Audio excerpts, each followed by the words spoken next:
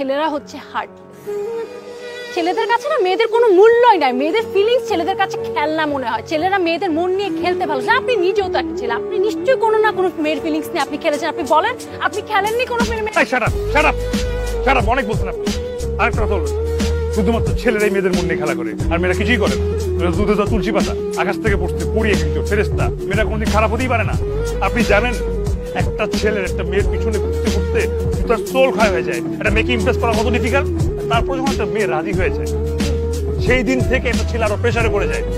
এরপর থেকে সেটা যদি দেখা করতে আসে, প্রতিদিন দেখা করতেই হবে। যখন দেখা করতে আসে তখন প্রতিবার কি ব্যাপার, তুমি রোজ রোজ একই শার্ট পরে আসছো, তোমার কি আর শার্ট নাই? হ্যাঁ, জুতা কি তোমার একটাই? আর জিন্স তো তোমার জিন্স তো পুরো ফেড হয়ে গেছে। বেকার ছেলে কাপড় কেনার জন্য এই বয়সে বাবার কাছে হাত পাতবে, এটা করতে পারবে। কি করতে হবে? একমাত্র উপায় হচ্ছে কি, ফ্রেন্ডস সার্কেলের কাছ থেকে ধার করে কাপড় পরা কতটা লজ্জার বিষয় আপনি জানেন? তারপর গার্লফ্রেন্ড সাথে বলবে, আসো তোমাকে আজকে আমি ফুচকা খাওয়াবো। ফুচকা খাওয়ার পর বিল 10 মিনিট ঠিকই বয়ফ্রেন্ডের দিকে তাকায়। কেন? এটা জানে না ছেলেটা বেকার। পরের সারপ্রাইজ, মেয়েদের তো সারপ্রাইজ অনেক বেশি পছন্দ। কিছু হলেই সারপ্রাইজ, ওয়াও ওয়াও। এটা বেকার ছেলে অনেক কষ্ট করে টাকা জমায় মাটির ব্যাংক থেকে তখন একটা কেক, একটা বার্থডে গিফট সবকিছু নিয়ে মেয়েটার বাসা নিচে গিয়ে বলে, বাবু হ্যাপি বার্থডে, সারপ্রাইজ। তখন মেয়েটা সারপ্রাইজ হয় না, মেয়েটা একটু খুশি হয় না। এটা খুশি না হয়ে বলে, আজকে তো আমার বার্থডে না, তাহলে আজকে কি ছিল? আজকে তো আমার সার্টিফিকেটের বার্থডে।